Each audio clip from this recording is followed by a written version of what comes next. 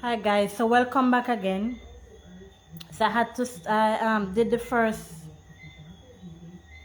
other chapter, which was chapter 14, finished that, and now we're at chapter 15, and this chapter 15 is the last chapter. So because I'm uploading that video, I had to just do this video in two parts.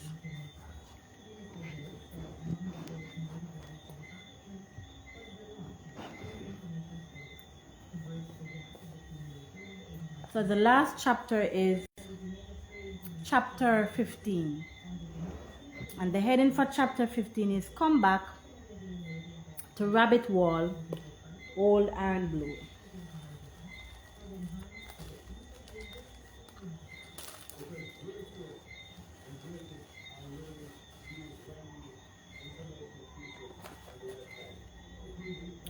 News reached Miss Dorcas of Old Iron Blue's outrageous conduct at the wedding, and she was extremely embarrassed. Seedcap and Miss Joplin had been telling her of his conduct on different occasions, but she secretly hoped to change his pattern of behavior. She wanted to make him a polished and debonair gentleman. Even if she was not successful, at least she thought that she could refine his personality. Not even a brand new rasper can refine him, Miss Joplin often told her. This is exactly what Teacher Turnbull means when he says that you can't make a silk purse out of a sow's ears. Out of a sow's ear. I've heard that saying before. Seedcap, like most of the other men in the community, thought there was something about the fact. Seedcap, like most of the other men in the community, thought that there was something funny about the fact that Old Iron Blue had the fattest woman in the community. They thought that he should have no woman at all. Seedcap kept on entreating Miss Dorcas to leave Old Iron Blue and come and live with him. At first, she was against the idea, but the incident at the wedding convinced her that Old Iron Blue was not the type of person she really wanted to live with. She began to consider Seedcap's suggestion.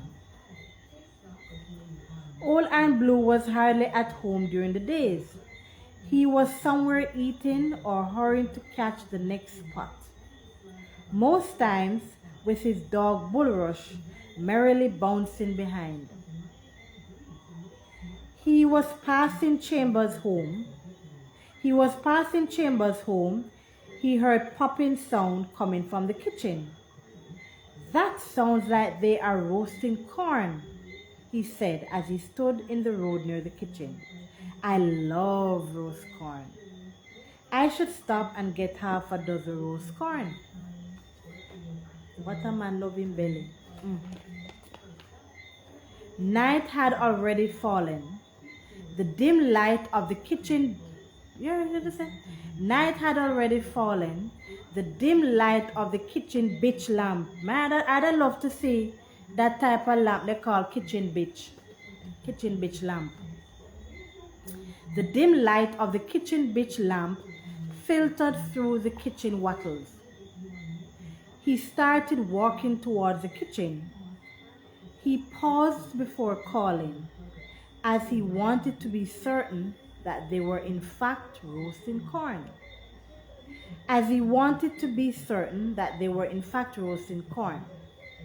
He was now quite certain as the enchanting smell of the corn hit his nostrils, causing a strong flow of saliva.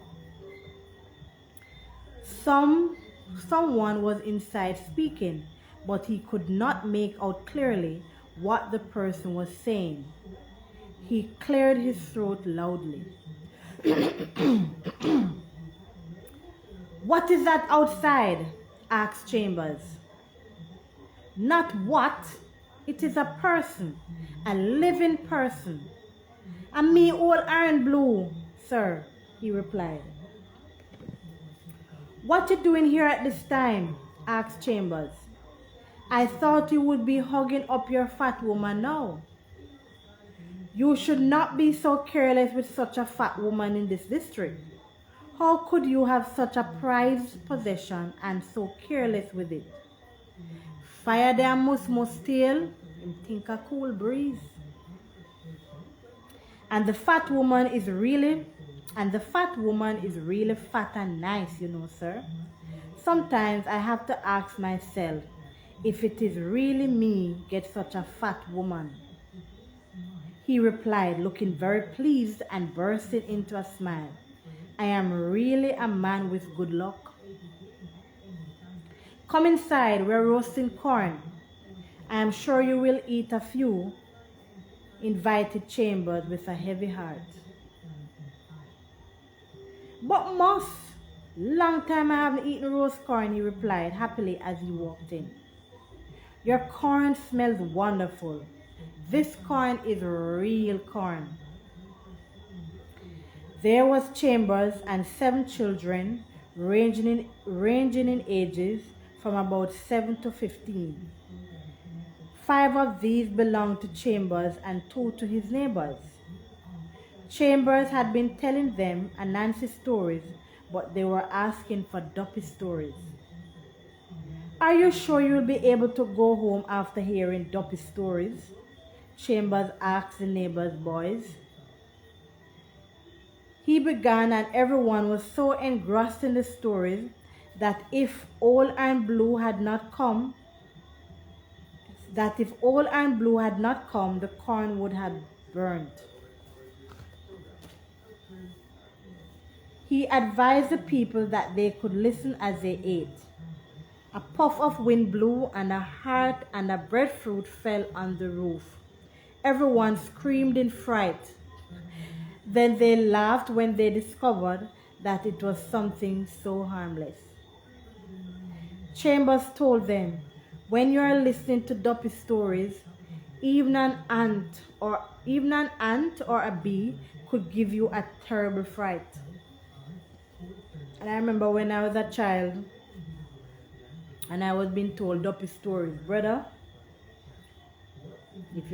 Those were times when I'd be afraid to go to bed, because I make swear that the boogeyman under the bed or the Duppy going to come and hold on to you at any time, any point in time.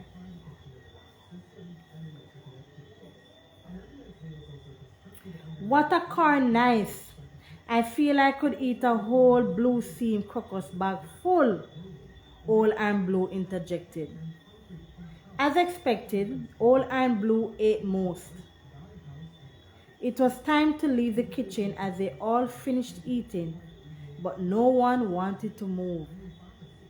The prospect of coming face to face with the horrible Duppies spoken about in the stories was at the forefront of their minds. The neighbors' children had to be escorted home by Chambers. Old Iron Blue pretended that he was not afraid, but his heart was in his mouth. So afraid he was. Chambers was the only one not afraid. He was telling the stories. When Chambers took home the 2 boys and returned, Old Iron Blue was still there. He really wanted to go, but he was afraid. He did not want to say it, as Chambers and the children would laugh at him. Aren't you going home tonight? Asked Chambers. What happened? You and your fat woman not on good terms? To be frank, I see the woman showing me funny face for about a week now, but I don't take that seriously. That is not really why I don't gone yet. The night is dark. I'm going to ask you to make me a bottle lamp so I can see to go home, he requested. The woman is showing you a funny face. That means you may soon be alone again, warned Chambers. I doubt that she will leave. Where would she go? Asked Old Iron Blue, in a somewhat perturbed tone. To be frank, that woman loved me, man. She will never leave me, he said, trying to convince himself. Chambers made the lamp from a beer bottle, lit it, and gave it to him. Chambers wished him and his woman well. He began to walk home. He was so afraid that he was almost trembling. He wanted to ask Chambers to walk him home, but he dared not make such a request. After all, he was a big man and should not be afraid. While passing Miss Joplin's gate, he paused a while and sniffed. I smell pone. This must be the good potato pudding. I smell blue drawers too. Boy, long time I don't make some blue drawers, I used to make blue drawers a lot. I need to make some soon. As me read about this, I feel like I'd eat 2 blue drawers now. Nice, make it nice with some coconut. Long time I don't eat blue drawers. I smell pone. This must be the good potato pudding. I smell blue drawers too. It seems like Miss Joplin was doing much cooking. But it seems everyone in her house is asleep now. But my God, my mouth is watering for a few slices of that potato pudding. It will just be too bad if I wait them tonight. That would make me look like a greedy person, and I am not a greedy person. Anyway, I will find myself here early in the morning. It is a must that I get some of that potato pudding and blue drawers. He convinced himself as he walked. He came to a little gradient.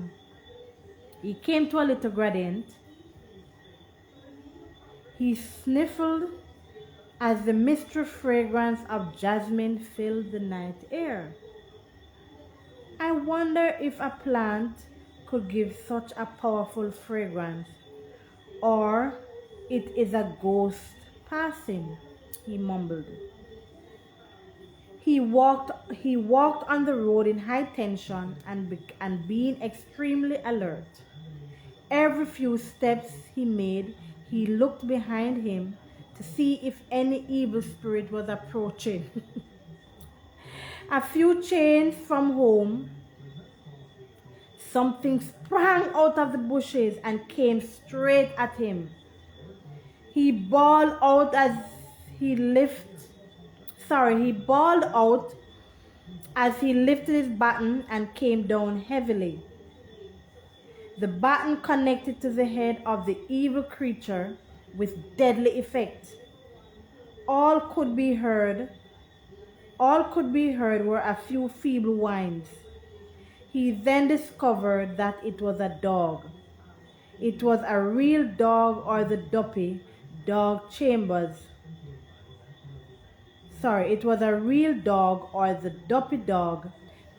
spoke about in his story. Was this dog coming to attack him? He was positive that he was going to be attacked. How lucky I am that I had walked with my baton tonight. Perhaps I would be killed by this savage creature. I know most dogs in this district. Let me see if I can recognize whose dog it is. He took a few steps to where the creature lay in stillness. He held his bottle lamp so that the glare shone on it. Bulrush! Bulrush! He cried out in disbelief. My God! I killed my dog! My God! He bent down and shook the dog. Bulrush! Bulrush!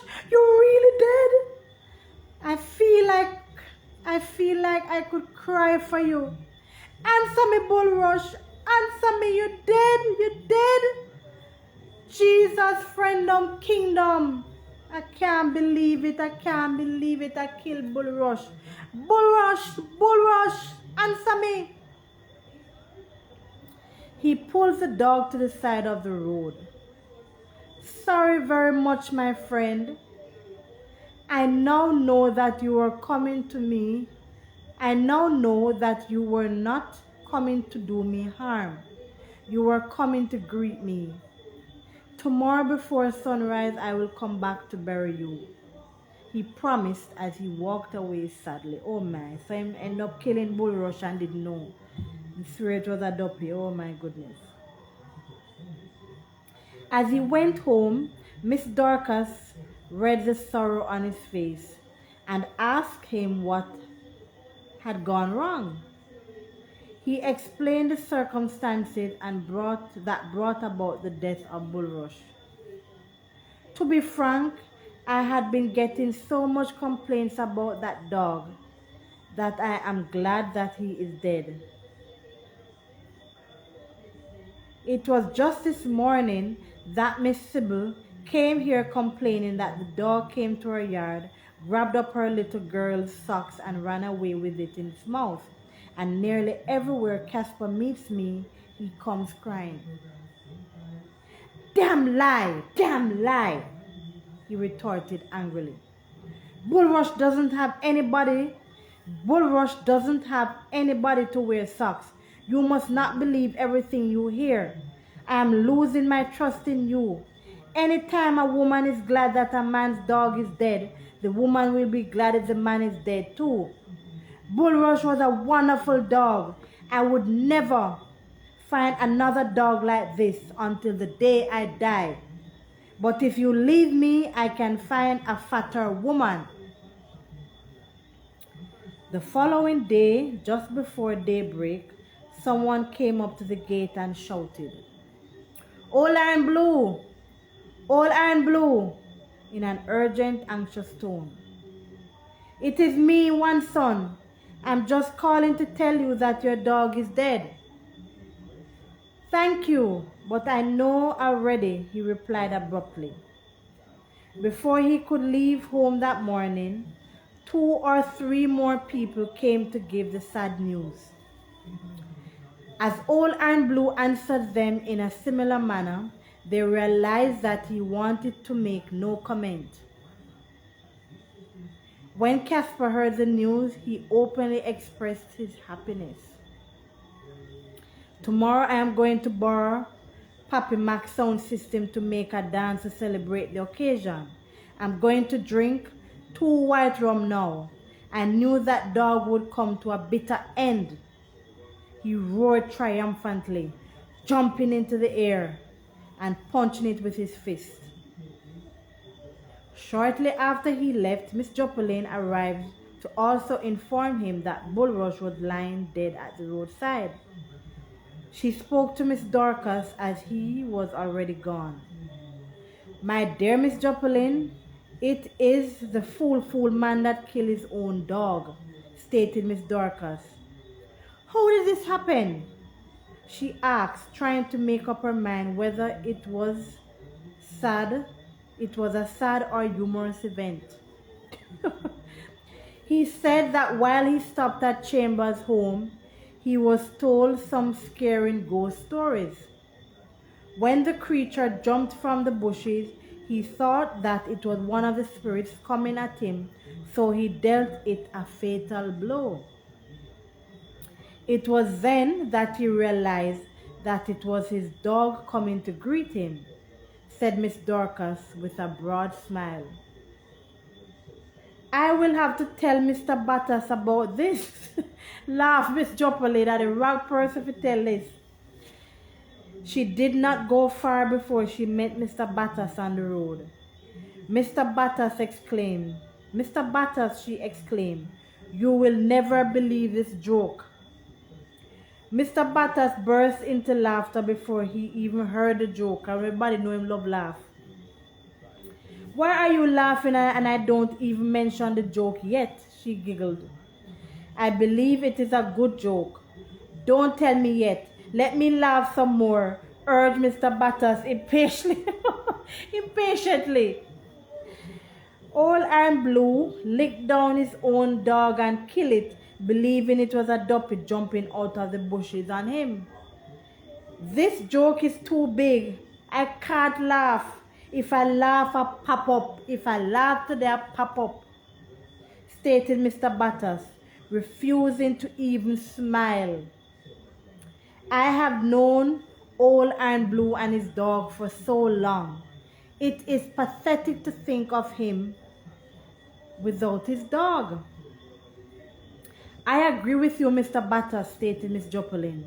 This is more than a joke, she stated, as he walked away in the opposite direction. Old Iron Blue went to a plot of land near where Bulrush was killed. Armed with his fork and shovel, he began to dig a grave to give his dog a proper resting place. As he dug, he sang the saddest funeral hymns he knew.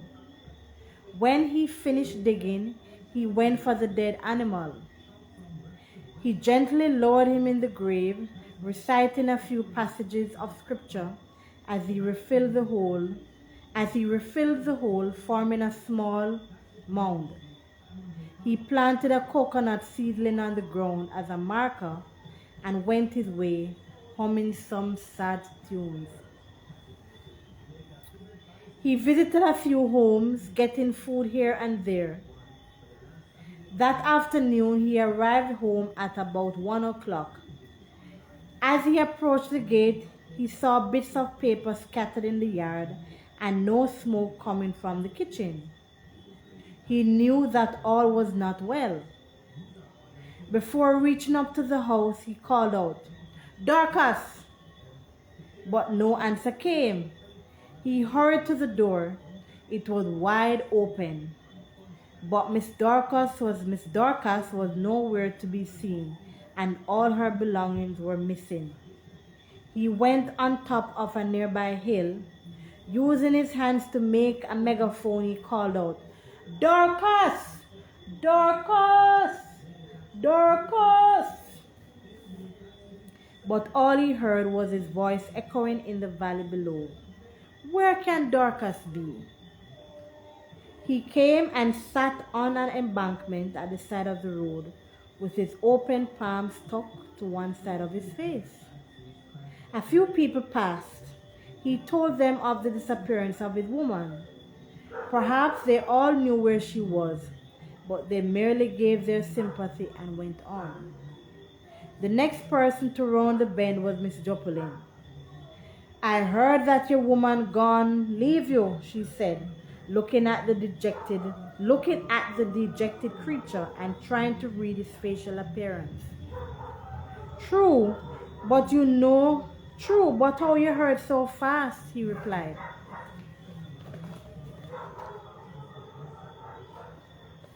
"Nothing hides from me too long.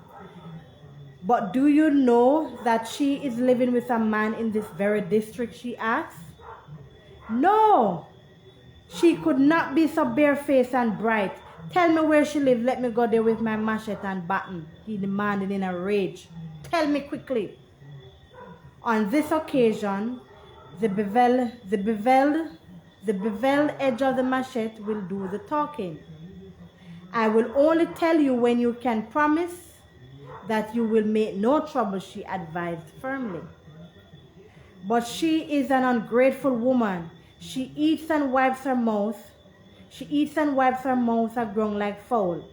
I would be grateful, however, if you tell me where she is.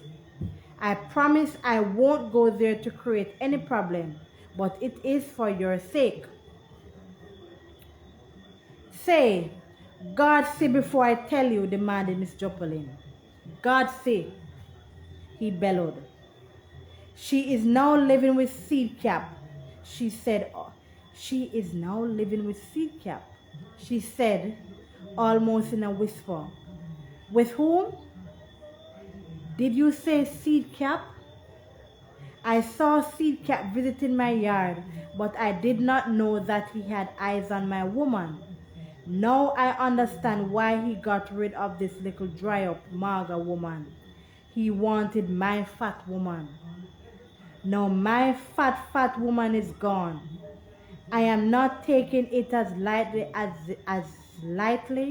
as this. I'm going for her, he said with great determination. Tori, come to bump now. I don't think you should get yourself annoyed over a woman who was not beautiful nor dutiful. Her face round up like dumpling and her feet look like jackfruit. If she were beautiful, what would you do? Asked Miss Joplin as she awaited his response. You know very well that we men in this district don't look on face. We look on size, he replied. Walking away in anger, the woman is the right size, but I will keep my promise not to use my machete. Later that evening, old Iron Blue went to Seedcap's gate and called. When Seedcap answered, he said, I heard that it is you who take away my woman and have her at your house. I come for my woman, he said in a most possessive manner. I want back my woman. She was your woman. She is now mine. She's so funny. She was your woman. She is now my woman, boasted Seedcap. Imagine fierceness and rudeness like this I must endure. Okay, Seedcap, you have done me wrong, but the same knife that sticks goat will stick sheep. It is just a week ago I heard them playing a new song on Pappy Mac sound system. Go on with your wedding. Don't bother about me. Let me be forgotten and just a memory. I don't bother. I will take comfort from the words of that song, he said, walking away with tear-filled eyes. Oh man, I feel sorry for old Iron Blue. Since then, his eating habit changed a great deal. He was seldom seen on the road and he visited no one. Oh my, take it to heart. After a few weeks, he became so slim that everyone feared for his health. Oh my goodness. Miss Joplin told everyone how slim he had become.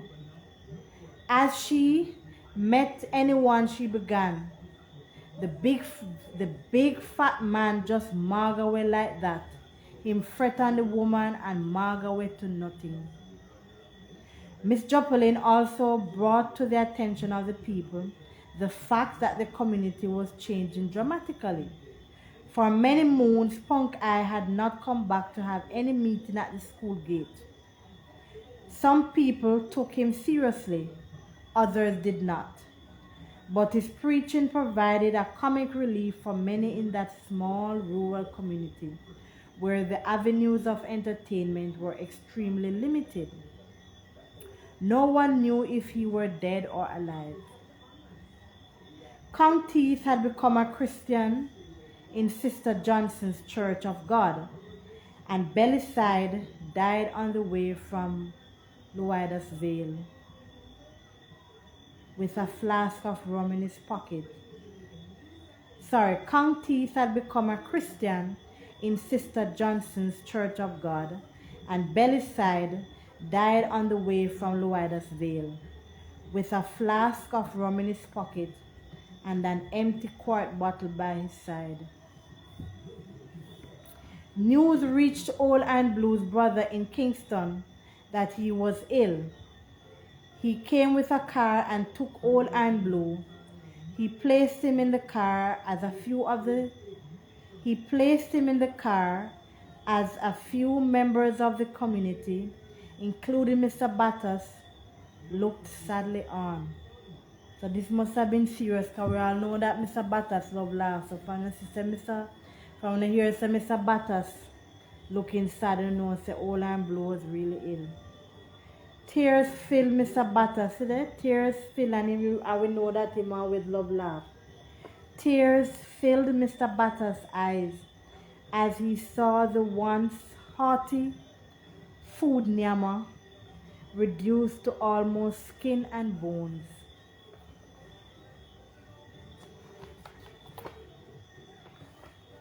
In the ensuing weeks, some news came saying that he was dead, only to be contradicted later. One Sunday morning, about the time when people were going to church, a car pulled up at Old Iron Blue's gate.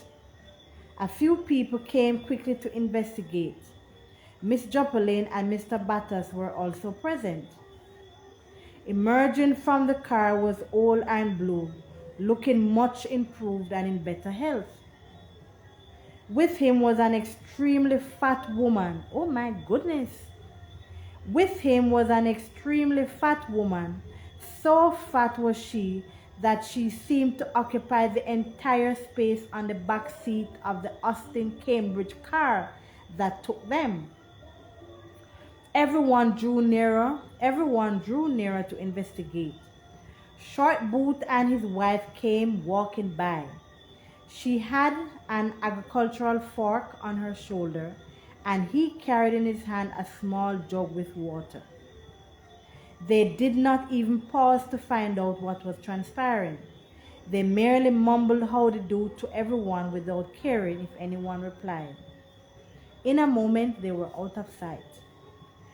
"You all know me all right," he said, "but you may be wondering who my companion is.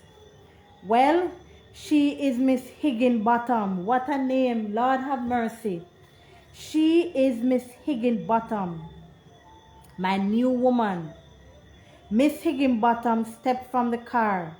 Her face was partially covered with hair. There was also plenty hair on her chest and legs. When she said hello everyone, her voice sounded like old Ebenezer's. An amused Mr. Battas burst into a loud crackling laughter. He was very undiplomatic about it. This badly upset Old Iron Blue. "You have a right to laugh, Mr. Battas," whispered Miss Joplin. "Where did Old Iron Blue find such a big buffo woman?" I will not comment. "Good thing I don't decide to live in this community any longer. I merely come to collect some personal items. No one from this community will ever know where I live, even those who came to express their pleasure in seeing him in better health." He paid little attention. He was upset that Mr. Battas appeared to be laughing at his woman.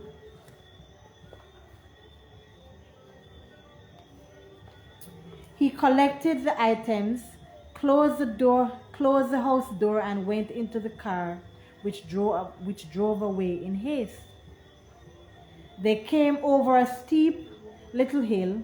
He asked the driver to stop a while, let him sit for a minute under his favorite shade tree on the grassy hillside, as he might never sit there again. Miss Higginbottom and the driver also came out of the car and looked at the awesome valleys and the delightful plains, where the green cane fields spread like a royal carpet, extending to the edge of the far blue hills. So he makes sure him stop and, look back on his hometown before he leaves, because he might never come back again. She caught sight of a sharp incline where the clean, clear water of the valley broke out into numberless sparkling, shivering bubbles floating to the pool below. Quite enchanted, she gazed for as long as she could. Wherever in the world I go, said Old Iron Blue, this spot I will ever remember. I will recollect the nights when I sat here in the soft moonlight, or on bright sunny days to get away from the burning heat, or to enjoy a pot of green pea soup to my heart's content. As I am about to go, I recollect a line of a poem I was taught, and once ever at the forefront of my boyhood mind, I am going to shout out that line as loudly as I can, and then I will be on my way. How shall I thank thee enough for the young sweet years that are dead? As he shouted, his voice rang away down the valley as he walked back to the car, which drove away in the fading light of evening, leaving all the memories of youth and childhood behind. After Old Iron Blue left, something very unusual was happening. Most of the people were feeling the same way about his departure. He was certainly not the most celebrated citizen who had ever departed from that community. Why did they miss Old Iron Blue so much? As the days lengthened, they yearned for him to return. They missed him more and more. They missed him more and more as the weeks turned to months. When the village men gathered at the rum bars, they recounted his deeds and longed to see him again. His dog, Bulrush, also came up for the mention, and nearly every other citizen had nothing pleasant to relate, but longed to see him with a passion. One Saturday, Miss Joplin, who had gone to Spanish Town to sell foodstuff from her field, sighted Old Iron Blue as he was about to enter a crowded robot taxi. She cried out, "Come back to Rabbit Wall, Old Iron Blue! Come back, Old Iron Blue! Come back home, Old Iron Blue! Someday, I will come back home to you, my love. One day." Of late, I have been having dreams of those green hillsides, the place of my childhood, and that comfortable little house that I had built. "Tell all my friends hello, and that I still remember them all," he shouted in a contemplative mood. The taximan revved the engine. Old Iron Blue squeezed in, his hand hanging from the window to create more space in the packed car. Miss Joplin watched as the car drove away. The months turned to years. In his yard, where there was no grass, wild weeds and shrubs grew in wanton profusion. His yam plots and cornfields fell into ruins. From his fruit trees, wild pines and moss grew in abundance. The shingles from his house began to rot, and the walls fell from their places. The little boys grew into men. The middle-aged men grew old and yawned away the years.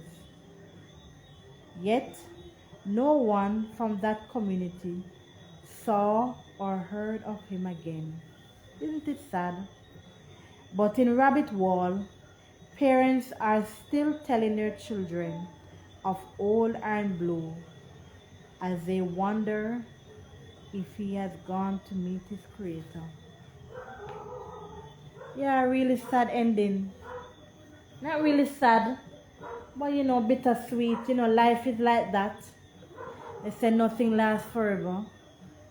So Old Iron Blue lived in this community, and all the excitement and the different things that happened over the years, and then he left. So life is like that, Things just happen for a time, and then you have to move on. So it's life. It's a little sad ending, but it's life. But I think this was a lovely story. I enjoyed it, and I hope you folks had enjoyed it too. I enjoyed it, and I hope you had enjoyed it too. So please leave your comments about what you thought about the story. Please leave your comments, please. I'll be looking forward. So tell me what you thought about the story. You know, what are your thoughts? And you know, the story has a lot of lessons in it. Sometimes some persons can be so disgusting and terrible in their character. And you know, sometimes when they leave out of your life, for some weird reason you miss them. You know? And it also tells us how to always appreciate people. Because you never know when they'll be gone. So there were a lot of lessons in this story. So I am looking forward for your comments and what you thought about this book. Come Back Old and Blue, and the author is Elkanah Rule, and your narrator was me, Karen Ware. So I enjoyed this book, and I hope you did too. Alright, so that's the end of the book. It's all done now, finished. And when I come back on, we will be starting a new book. Won't tell you the name of it, that new book. I'll keep in suspense until I'm back on. So I want to thank you guys for spending the time with me. You know, listening to me read that book. And I hope you all enjoyed it. So we're going to leave it there for tonight. The last day of 2022. So tomorrow is a brand new day as of midnight. A brand new day, a brand new year. So I want to wish you guys all the best. Have a happy new year when it comes, and may all your dreams come true. And as Walt Disney said, imagination is everything. So whatever you aspire to be, whatever your dreams, whatever your plans, go about it. Don't make nobody stop you and put you down and tell it can't work. Just do it. As the Nike sign says, do it. Right? And I love that quote from Disney, Walt Disney. Imagination is everything. Alright, so happy new year guys, and all the best. Please remember to leave your comments and what you thought of that story. Please remember to like, share and subscribe. Like, share and subscribe to Karen Vibes, KrenVibes with an exclamation sign. So that's Karen Vibes with an exclamation sign, and you find me on